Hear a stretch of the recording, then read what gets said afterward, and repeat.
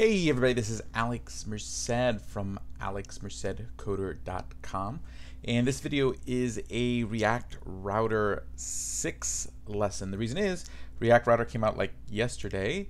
A lot of people already came out with videos on it, but got to make sure that we got a video so that way in case you're running into some of the issues because React Router changed, you know what's different because they made some fairly significant changes to how React Router works, which changes the way you use React Router. So what I'm gonna just kind of teach React Router from scratch, show you kind of how to use it, and then hopefully that'll clear that up. Okay, and then I'll put a link to this video in the original React Router masterclass. Okay, so let's see here. Let's create a new React project. So say create npx. I just woke up. Create React app router 6 will be the name of the project. So first thing you do is you create a React app project. Nothing too straightforward. The changes happen with not even the way you set up React Router, but particularly how the routing works. It's actually a lot better. It's actually a lot more straightforward, a lot less like variations on how you set up routes and things like that. But if you're used to doing router one way, it will throw you off. So once you have the project, we cd into the project, so router 6. Then I'm going to install React Router, so that'd be npm install React Router DOM.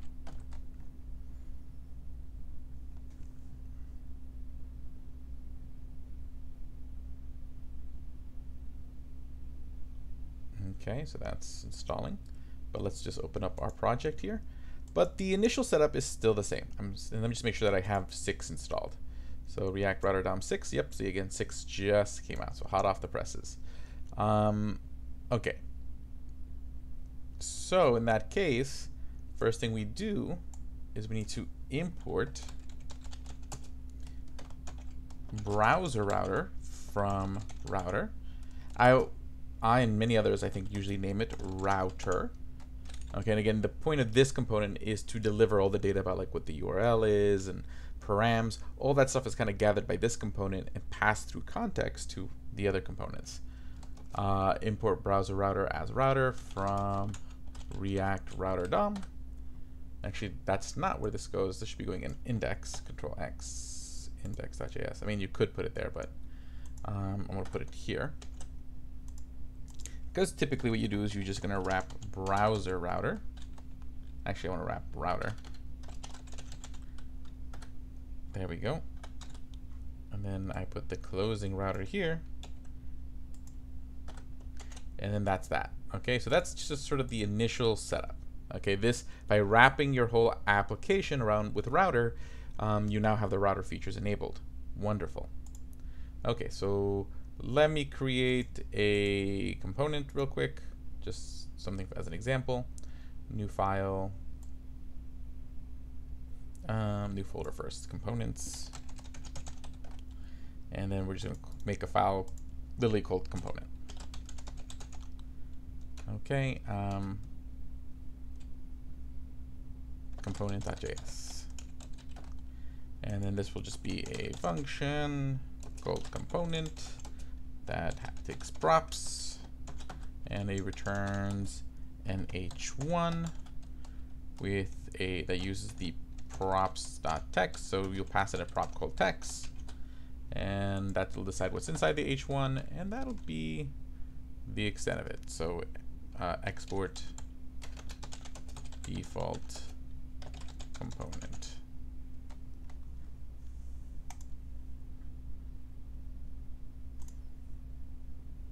Okay, export default component. Good. Okay, so that's exported. And then here in app, what I'll do is I'll just delete all the stuff in app. I'm going to import our router components. So import. So the components we're going to be using are route, that represents one individual route, and replacing switch. So switch is gone. So you can't use switch anymore. What we'll do is we'll use routes. Routes represents a group of routes to be evaluated. And the link. Okay, link hasn't changed. Okay, from React Router DOM. Okay, So essentially, and then let's also import that component. Component. There. Okay. So again, what routes allows you to do is, or router allows you to do, is create like different sort of URL patterns that can trigger different components or JSX from being visible. So what's the way you would write routes now? Technically there's only really one way to write routes. What you do is you create a routes. So this means like, oh, these are your routes. Okay, so I'm gonna write all my routes within routes, and then I'll write an individual route. No longer can you do this, like you can't create an opening and closing tag and then put like what you want to render here. That's now going to be used for nesting routes. We'll come back to that. But now I would say route, then I would give the path like I normally would. So path equals. Now in this case, it's no longer a soft match. So the whole exact prop, if you remember from router 5, is no longer needed. It either matches or it doesn't. So when you're on the main page, this will match, and then it'll match based on the route. Okay, so route, and then now instead of passing either component or render, you're going to pass the element prop, and then the element prop you pass it the JSX you want rendered. So in this case, I want to render the component. Okay, and I'm going to pass it the prop of like text cheese. Okay, and then let's close the route component, and there you go. That's a route. Let's just see if that appears. npm, well, yeah, npm start the project. Okay, and there you see cheese. Cool. Okay, now let's examine just like what's going on in React DevTools. So if I go to React DevTools, I can see there's the router component. And again, the router component is collecting all this data. And then here's routes that just kind of, again, wraps around the different routes. And here's my route. And then here's the component in that route. Okay, cool. So that's all well and good. Okay, now I can make multiple routes. So let's make a few routes.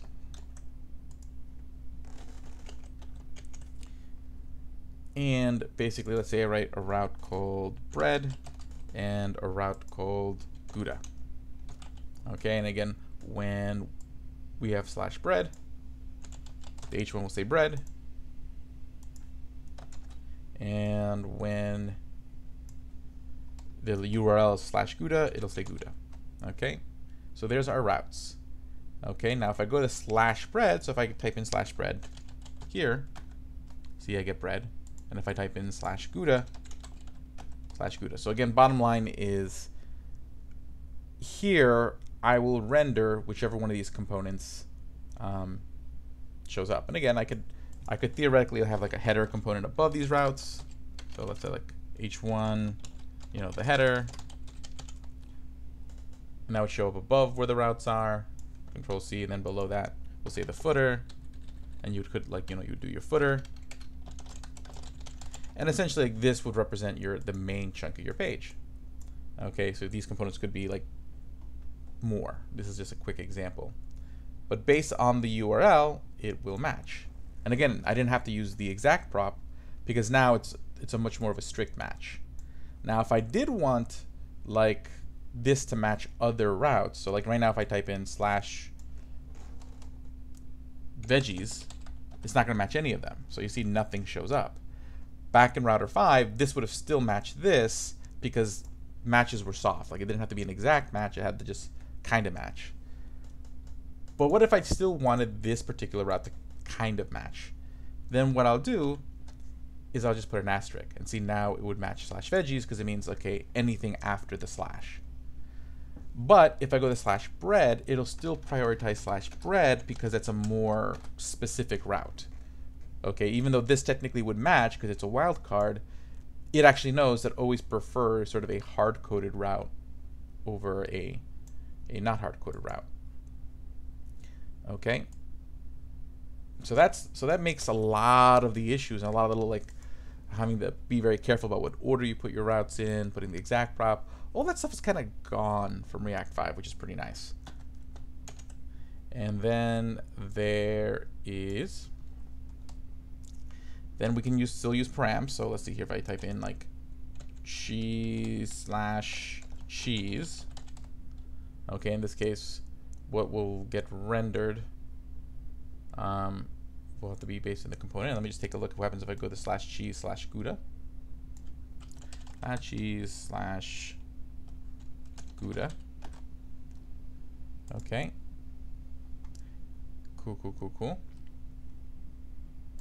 And see, right now this component is still like taking like this Gouda prop. But let's see if we can find a way to use the param, because technically we should have a param. So if I go back to like a router, okay, I go there, I should see, well, the match wouldn't necessarily be there, it'd be in like the route. See right there, so there's the match. Then I see matches. And then we get, now instead of getting like this, you get an array instead of like the traditional matches. It's kind of weird.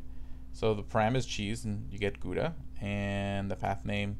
So there's like sort of the match of the URL inside this matches object. Now I wonder if there's a hook. There's a hook to use like navigation and location. Let me just see here. Use match. Yep, there is a use match. Okay, so technically if I wanted to use that param now, I don't have to worry about like render props and all that stuff. I can just use this hook. And I can now sit there and say, okay, let's say here, const match equals use match. Okay. Reading path.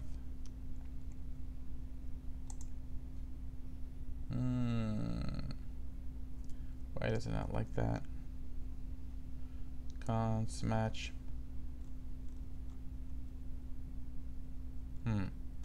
Okay, let me see here. Google React router use match.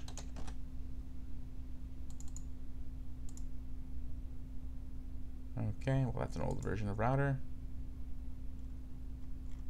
See here, React router 6. Okay, let's read this gist. Maybe this will guide us on the match part. Update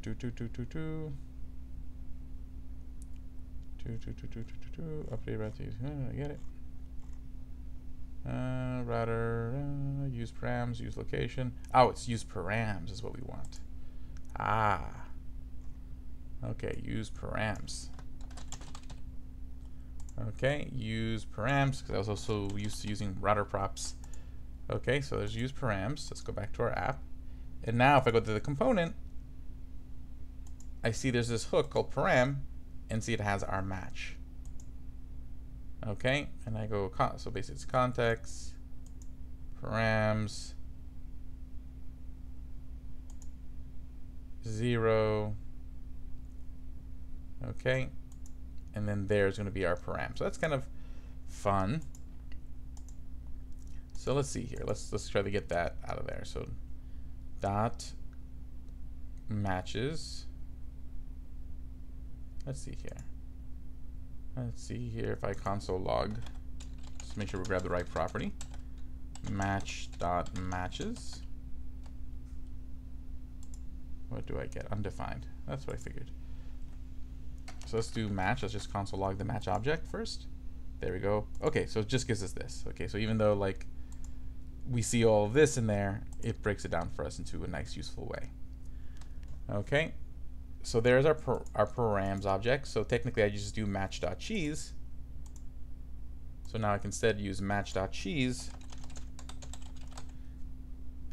And when I'm using this URL, I can grab this param and pass the data through here. So let's just say like Munster, and it becomes Munster. So I can grab those params in a much easier way. I think use params did exist prior. What is new is you can use like use navigation. Use navigate, and then you would put like const navigate equals use navigate, and then this would give you a function called navigate that you can use to push people to like other routes. So if you don't want to use the link component because you need some other functional things, instead of using like history.push, you could just use navigate.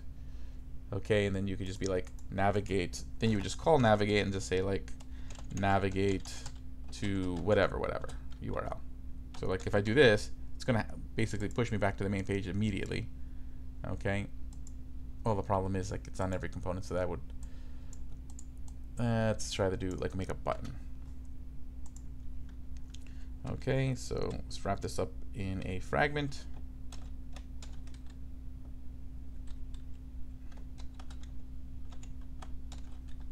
And then make a button. And the button will just say home. And then whenever we click this button, on click equals a function, and what the function does is navigate to the home route. Okay, so now I can click this. So let's say I go to /g/Gouda. I can then click this button, that'll take me back to the home URL, see there, and render whatever's going to render there. So like that's how that goes. I'm going to change this back to props.txt.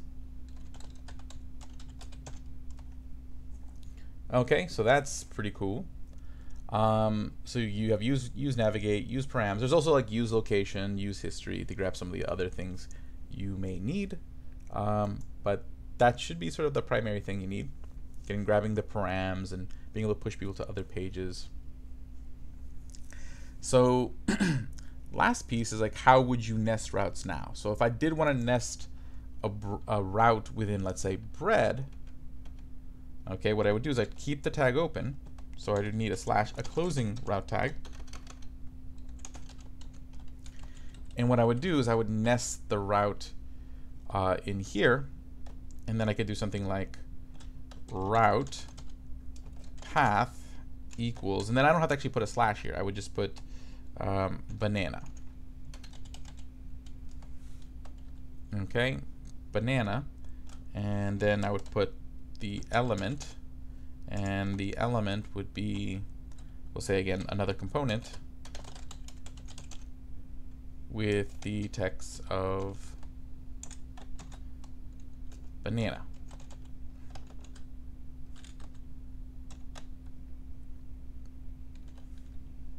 Okay, and then I need to close it in here. Let me just get rid of all these extra angle brackets. Okay, so right now if I go to /bread, I see bread, and then if right now I know I have this nested path, but right now I haven't actually specified where I want this to show up. So in this case, what you need to do is import another component called outlet. And this component will allow you to specify where that thing should show up. So I'm going to want the outlet after our h1, but before our button. So now if I go to /bread/banana, see, banana shows up after the h1, but before the button. Okay, and so we have our nested route. So you can nest routes that way. You can still nest routes by just putting them within other components.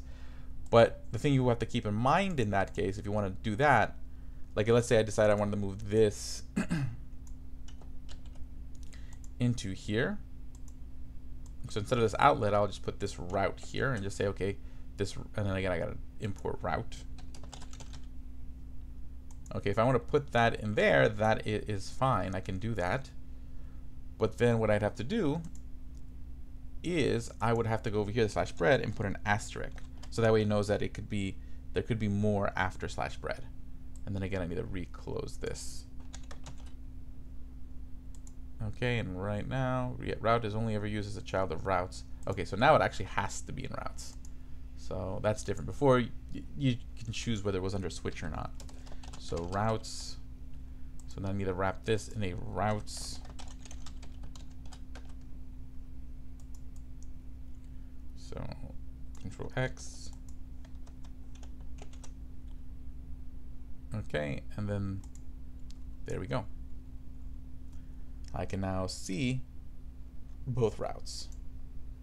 Okay, so either way works. Okay, I can nest routes this way, but with the new way, you can really kind of benefit from having all your routes in one place instead of having like routes scattered all over. But yeah, so these are sort of the main changes in React Router 6. Hopefully this helps you in the transition, and have a great day and enjoy. I kind of like the changes. I think the changes make it easier to use, which is great. But definitely there's some new patterns to get used to. So have a great day, and I'll see you all later.